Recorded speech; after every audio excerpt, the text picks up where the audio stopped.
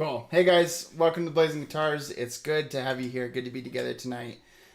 Today, I wanted to just take an opportunity and a moment to talk about the standard that you should set for your worship team.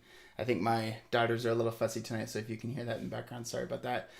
But I have been thinking about this a little bit just in terms of, as a fairly new father and as a person who works full time and trying to figure out how to balance my work schedule, I think it can be challenging for me to justify sometimes. Sometimes it can be challenging to justify the amount of time that I spend doing worship and preparing for a Sunday morning. So for us, and I mentioned this before, but we do two practices.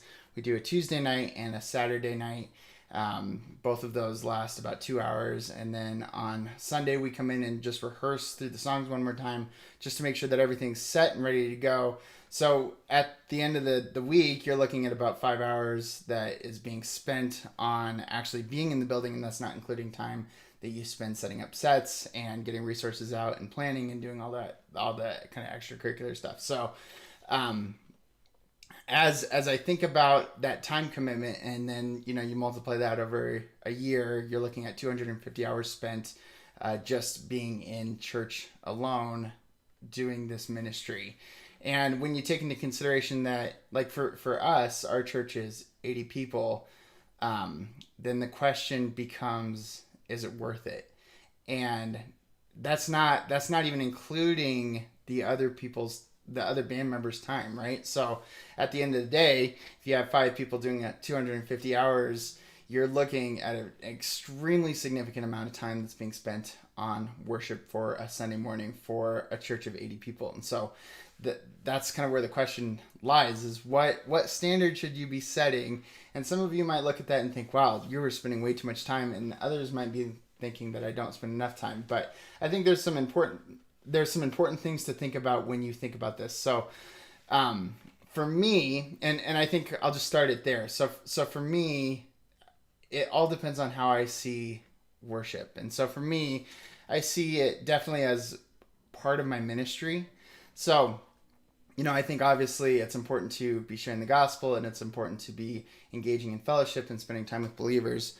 But I see the time that I spend in worship practice and in worship rehearsals as part of my ministry and part of the things that I'm trying to accomplish as a believer. And so an example of that is we have several youth in our band, and we're inviting these younger kids in to come and spend time with us. And I remember for me as a youth, I started band when I was 14. And so just being impacted by my band leaders and my bandmates and learning from them and sitting down with them and practicing with them and worshiping with them and failing together with them and succeeding with them, that was an invaluable experience for me. And so I think if I'm evaluating all this time that I'm spending, one of the things that's important for me to recognize is that this is actually a part of my ministry, not only for the youth, but also for the members, the other members, the adult members in the band.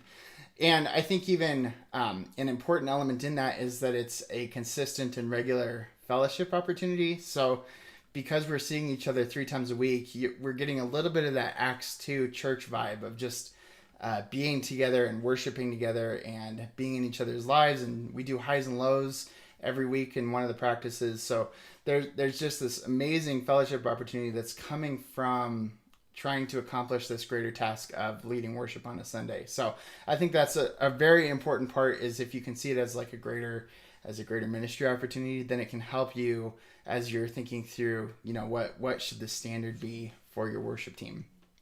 The second thing in that is I think it's important to see it as part of your spiritual act of worship. So I love this. At the end of 2 Samuel, David goes and does a census of the people, and God punishes him for it because I think it's in Deuteronomy, it says that you're not supposed to do a census without a tax associated with that. So David does the census, and God ends up punishing him for it, and he has to go make a sacrifice to stop a plague, the plague that God sent as punishment. And so he goes up to this guy's house, and He's supposed to make the sacrifice there, and the owner of the property offers to give everything for the sacrifice to David. And David's response is I will give to my God what costs me nothing. I will not give to my God what costs me nothing. And so his heart is a sacrifice is something that costs us valuables or items or life or time. A sacrifice is something that's supposed to cost, right? And so that was David's heart, is as he's coming to God and as he's coming and presenting this offering, he's saying, I'm not going to give to God what costs me nothing. And so I think that's an important heart to have as we're thinking about worship is, let's not give God the bare minimum here. Let's not give the church the bare minimum because they deserve so much better. And that does not necessarily mean that it has to be in the context of worship or band or music, but just in general as a heart, especially as a worship leader for your church, be willing to put in that sacrifice. And again, this all goes back to helping define. We can't define the standards for a good worship team if we don't know why we're doing what we're doing.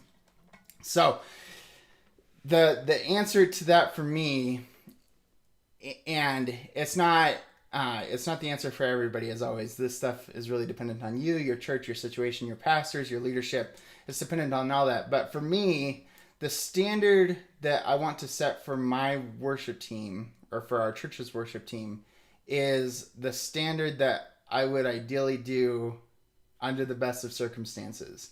So if we were serving at a church with 1,000 people, I would want to be doing something very similar and putting in a similar amount of time that I'm already putting in. And it's this concept of just preparing for rain. If you're preparing and doing the things that you want to be doing, not necessarily that God will automatically bless that, but you'll find blessing in that.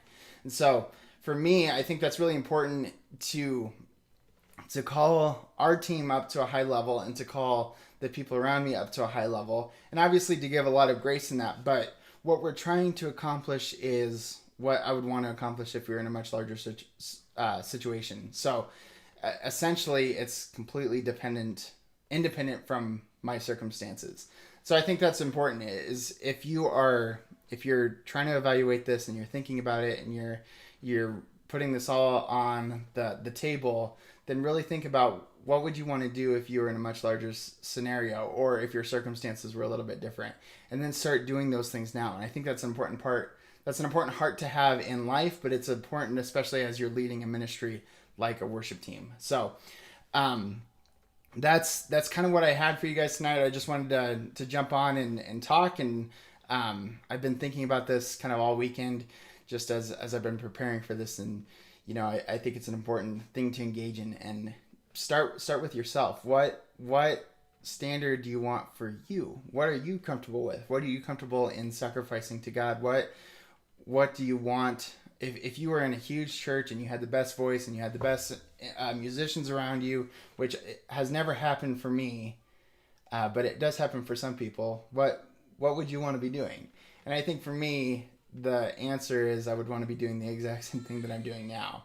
And I just encourage you to wrestle with that and to sit with that, and hopefully you find blessing in that. And again, this is all dependent on your church, your circumstances, all of that. And I'm not trying to force you or say this is the one thing to hold on to, but I think it is a good thing to wrestle with. So thanks for taking time out of your day to jump in and hang out with me. And if you would like to join into the Discord, which is just a community that we're trying to start with other worship leaders, especially other worship leaders that might be in smaller congregations or just don't have a lot of support around them, that link is going to be in the description below. If you'd like to support me on Patreon, that's also going to be in the description below.